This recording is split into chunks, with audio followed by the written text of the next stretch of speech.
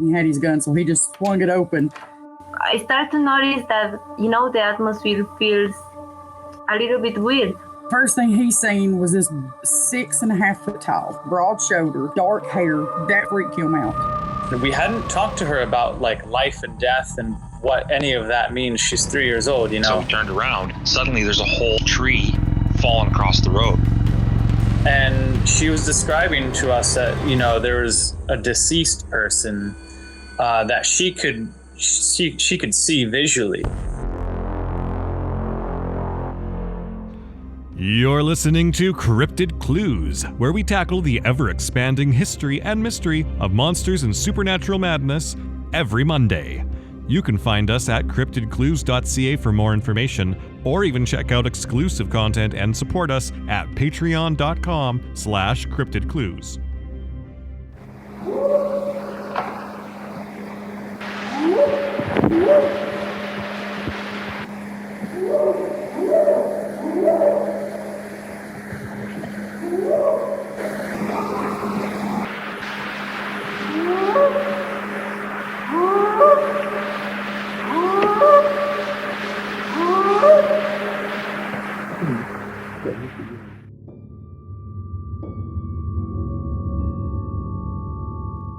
Hello, ladies and gentlemen. Welcome back to another episode of Cryptid Clues. I am your host, Taylor, and today we are diving back into the realm of Bigfoot with a few encounters. Now, this past month, we've been deep diving into the paranormal to celebrate Halloween in October. So if you're looking for anything along those lines, be sure to check out our feeds for all of that.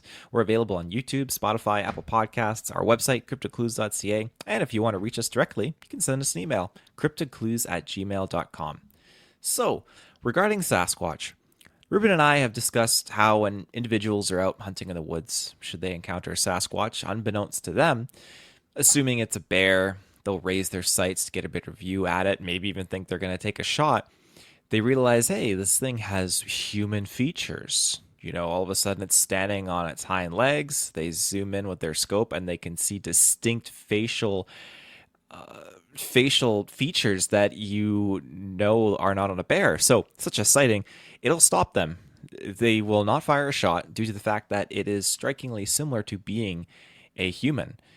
And there's a lot of different things that I can only imagine that kind of goes through this individual's head when they see something like this. Like, oh my goodness, is it a person in a suit? Is it actually just a person who's just living out in the bush? Like, there's so many factors. And Reuben has mentioned before too, if you take that shot and you do kill someone, you don't want to be charged for manslaughter. There's a lot of different things to take into account when such a thing happens. So such is the case though for our first encounter here. And I quote, "I've hunted all my life. I'm a resident of West Virginia. The sighting I'm about to mention is something that frightens me to talk about to this day. It all started when we were hunting in Jackson County.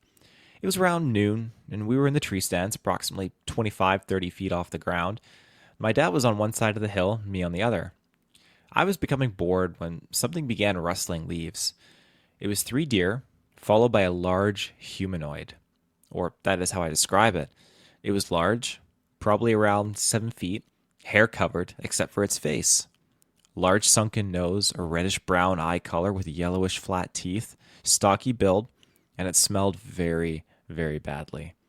Now, you're probably wondering why I know all these details. Well, fact of the matter was I put the Golden Eagle scope up on my gun at a distance of around 100 yards and frankly was about to pull the trigger. Believe you me, I got a very good look. The thing that stopped me from shooting, though, was that the creature looked sad and not aggressive. But that wasn't going to stop me. I was scared like hell. It wasn't until I yelled as loud as I could, "If you're a human, stop right there and take off the mask or I will shoot." The creature just looked at me and kind of growled. Now, I was watching him through the scope the whole time. I was paralyzed with fear. The creature then turned and bolted, running extremely fast for its size, over the hill and straight for my dad. When I got down from the stand, my dad said that he had seen flashes of the creature, but never the whole thing. And to this day, I know what I saw. End quote. This is a familiar scenario from many reports. Up in a tree, Sasquatch suddenly passes by, and not always is the individual noticed. I recall one experience where A man was up high and a wild boar ran out below him. Suddenly, this bipedal hairy being strolls in underneath the man, but it never notices him. As described, he claimed it quickly knew there was something off-putting, though, in the area, and it speedily departed from the scene. But in other scenarios, you have folks like this one who get spotted, have a firearm, but in some instances, these creatures don't exhibit much concern. There was one scenario that I had looked into a long time ago. This is going back probably 2 years, and I think I mentioned it to Reuben. We probably mentioned it on the show, but it actually was regarding Dogman.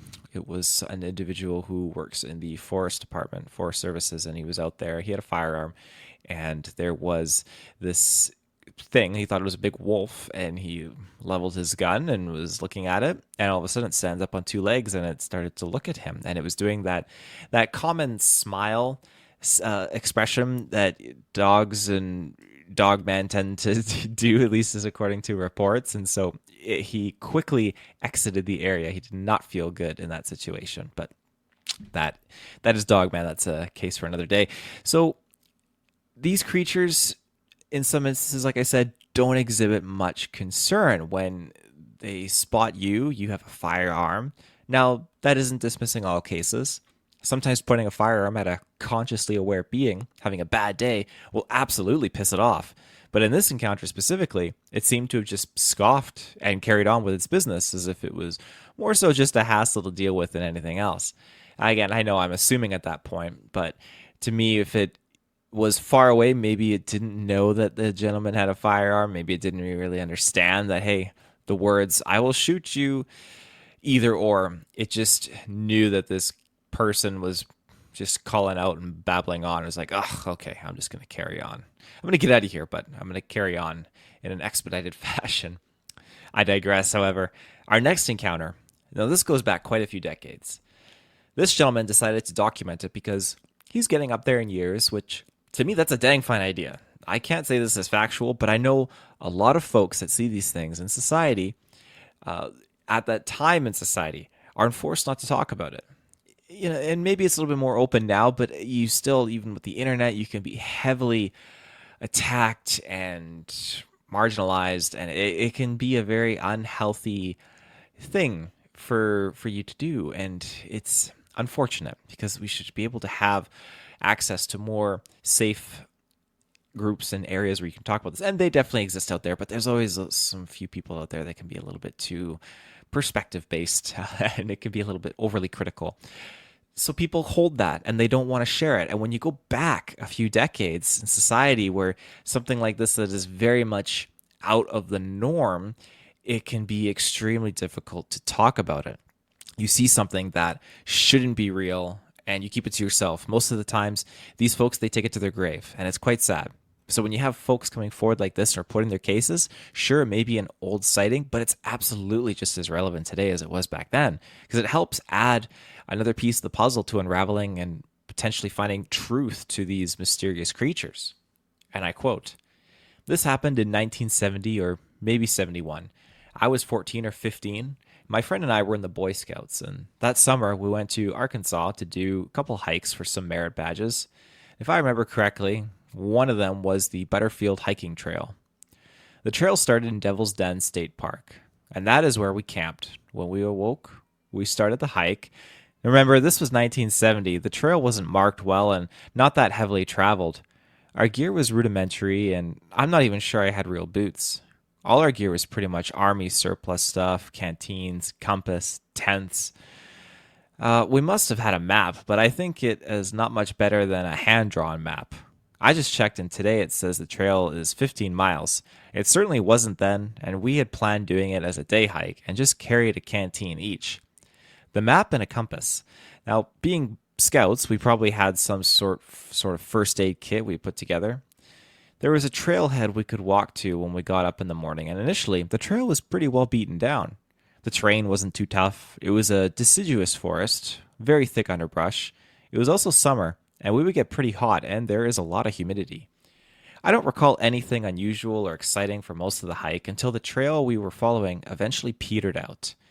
I really have no idea how far we hiked, but it was pretty hot, and it was late afternoon, I think.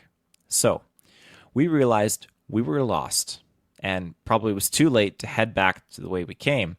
While trying to figure out what to do, we believed we heard a motor vehicle in the distance off to the west. We figured getting to a road would be the best option, but in order to get there, we would have to bushwhack through dense underbrush. At least it was downhill. So we headed down the hill.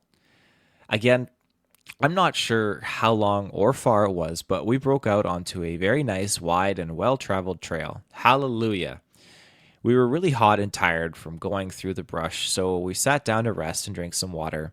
We were both relieved to at least find a well-traveled trail. We could also hear what we thought might be a creek flowing. This is where things got weird. While we were resting, we heard something in the bush just up the slope, not too far away, call out. The best way that I could try to describe it as like some sort of monkey ape yell.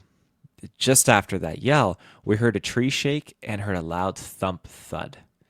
Now we could see the top of the tree sway. Big tree. This was also up the slope and really not that far away. The trail we had found pretty much ran horizontal down the slope.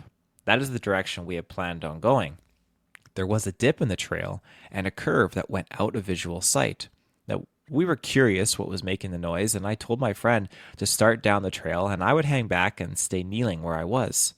The thought was maybe the creature that yelped, screamed, would show itself thinking we both had taken off. My friend disappeared out of sight, and the creature we heard called out again, but this time, another creature further down the trail where my friend went yelled back. I couldn't see anything through the brush, and I must have realized hanging back wasn't the best idea, so I got up and started down the trail. I then realized the trail wasn't too far from where the tree shook, noise, and scream. By this point, I was feeling pretty uncomfortable. I got to where the trail headed straight down the hill, and my friend was waiting there, and we headed down. My friend was in the lead, and as soon as we started down, I heard something running through the brush from where we had just come. I immediately yelled at my friend to run. I wasn't sure if it was running after us or not, but I looked back over my left shoulder, and I saw it running back up the trail we had just come down. Like I said, the brush was thick, and I only caught glimpses except one point where I could see its chest, shoulder, and face. I was running down the hill looking back, and it was running up the trail and looking down at us. It's crazy. It's been almost 55 years, and I vividly remember the whole encounter. It was only glimpses. I saw black hair. The face had a sheen from the sun. It was looking at us while we were running west and into the sun. I know it was pretty tall, because walking down the trail, I could not see anything downslope. The thing was tall enough to be seen and see us. The rest is anticlimactic, but I should go ahead and finish the story, I suppose. We kept running down the hill until we came out of the brush into a clearing with a herd of cattle next to the creek, we heard. We thought we saw a bull, and we sprinted across the creek. Nothing had chased us, and there was also the road we had heard, a gravel dirt road, but a road just the same. We headed north, I believe, and eventually a guy in a pickup drove by and gave us a ride to our camp. That night, I remember washing my clothes at the campground laundry and talking to a park ranger and telling about our day. He didn't think we were crazy and said people see some pretty strange things out there. This is before the internet, and I really had not heard anything about Bigfoot sightings. And now with the internet and reading all of the people's experiences, I read and nod my head because I know exactly what some of these people are talking about. Like I said, I'm older, and I stayed in touch with my friend all these years and wanted to confirm what I remembered with him, and this is what he remembers as well. Although, when I yelled run, he did just that, and he didn't look back to see, so he didn't see what I saw. Edit. There was mention of a baby Sasquatch, which triggered something that I forgot about, and I will add here. Just before the trail petered out, we stepped over a small puddle that was just mud at that point. Something caught my eye, and it took a couple of steps for my brain to tell me that there was something unusual in the mud. I told my friend to hold up, and we went back to the mud spot, and there was a footprint in it. It was clearly a bare footprint. It was not a large footprint at all. It was maybe 8-9 inches long, fairly narrow. We were pretty much in the middle of nowhere, and who would be walking around barefoot out there anyway? We shrugged our shoulders and soldiered on. I hadn't really considered a youthful Bigfoot, but thinking about it now, maybe it was. We heard once we bushwhacked down the hill. Maybe it was one of them, or maybe 3, Maybe there are more than two. Who knows? End quote.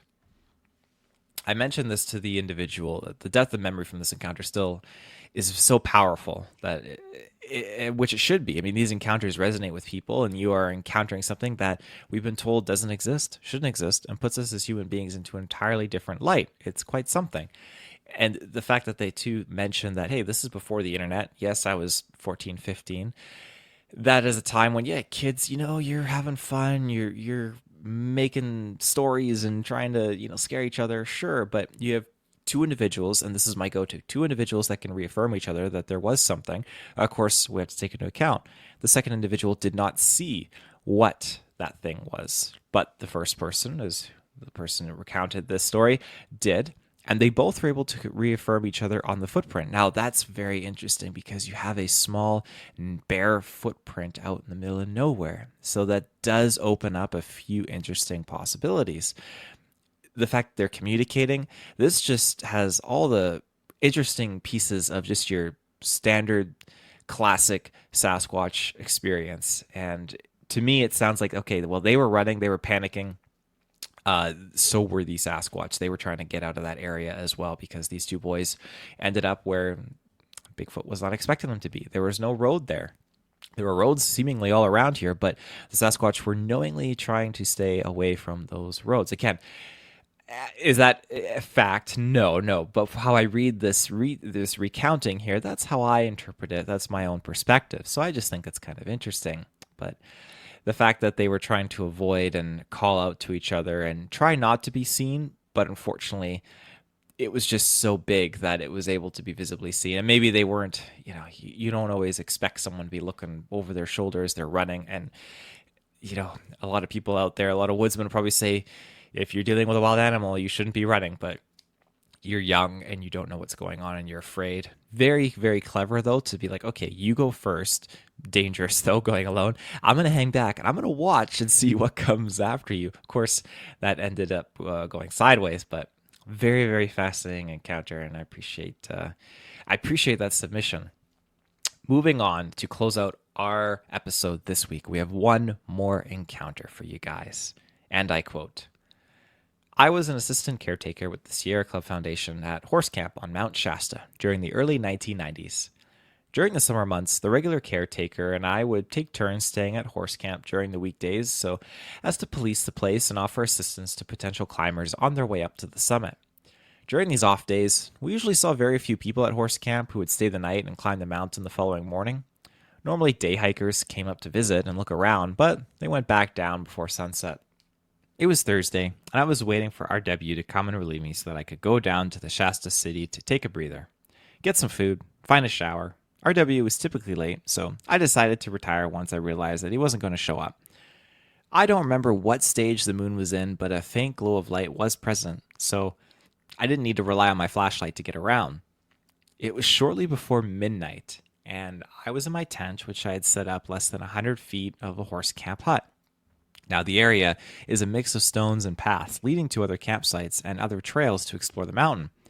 After settling down for the night, I heard someone walk around the hut as stones clanked against one another. Knowing that RW was a big prankster, I yelled out his name a couple of times, but no response. Keep in mind, I spent a lot of time and nights alone on Shasta, so I never have had anything to worry about, which means that I was rarely fearful of anything. When I got no response, I started to go off pure instinct, and the chain of events became vivid. The walking sounds were getting closer to the left side of my tent, and thinking about how vulnerable I was, I grabbed my ice axe in my right hand and slipped out of my sleeping bag, poised to open the mosquito flap if anything was going to go down. My heart raced, and the adrenaline was pumping through me.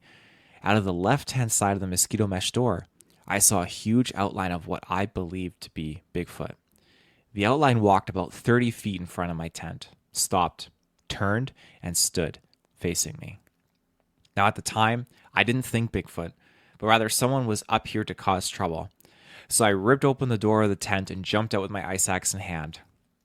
I'm 6'3", and this being was much bigger than I. We stood there for a few seconds, and the Bigfoot turned away and slowly walked into the trees. Needless to say, I didn't get much sleep that night, but just because of the spiritual and peaceful nature of Mount Shasta, I didn't question my safety and life. Went on as usual, with my only regret being that I showed this entity such hostility by brandishing my ice axe. In hindsight, I believe the being was just passing through and meant no harm. I looked for footprints the following morning, but only found an area where it looked like something had a difficult time getting up a steep incline. I didn't smell anything since a small breeze was coming from behind me as we stood there face to face, and I finished out the caretaking season without further incidents except for a group of thieving Boy Scouts from Sacramento. End quote. Now, Mount Shasta is a very interesting location to note. My mom went there to experience the spiritual connection that it has, and it's something that has reoccurred on the show a few times. We did a deep dive actually regarding that area and its spiritual affiliations. A lot of negative spiritualistic approaches as much as there is positive, but otherwise it's a location that consistently holds mysterious intrigue to it. It's funny, again, seeing this reoccurring theme here where Bigfoot just was there. This person not far away with a gun, but was holding an axe and jumped out of the tent with, as they said, hostile intent. But Bigfoot's like, I'm going to go. And just carries on. And I think that's just a credit to their intelligence. And again, this is me and my perspective. So take what you will. But remember, you have your own perspectives too. In this case, though, the Bigfoot is intelligent enough, in my opinion, to think, okay, like, I'm not concerned with anything that these people can do. By the time this little guy gets to me with their ice axe, I'm already gone. I can move twice as fast. This person's not going to be able to have the strength to swing this thing down on me. And if you do, it's just going to be a little bit of a cut on my arm, yada, yada, yada. The list goes on for reasons that could potentially be why these things don't feel threatened.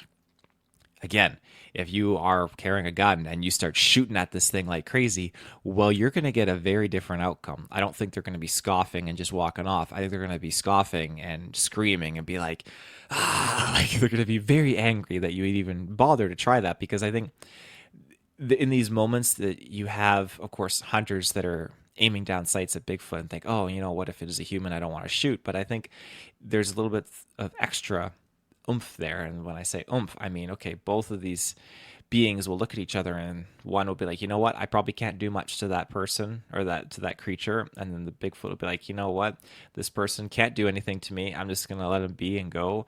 But again, there's a lot more wrapped up inside that. It could be Bigfoot knows and is self-aware that, hey, if I hurt or kill someone, kill one of these humans, more are going to come. Again, it's impossible to know. And we'll probably never be able to figure that out. But there's a sense of intelligence there where, hey, it's not worth my time. I need to just leave. I'm passing through. I can't deal with this person right now. So it's fascinating how consistent that is across multiple accounts. And with that, thank you for tuning into this week's episode of Cryptid Clues. We'll be back next week with more mysterious discussions of the unknown. But until then, you can find our content on our feeds, YouTube, Apple Podcasts, Spotify, whichever platform suits your fancy. And if you want to reach out, say hi, send a message, CryptidClues@gmail.com is the place to do so. And remember, everyone, take care and stay safe.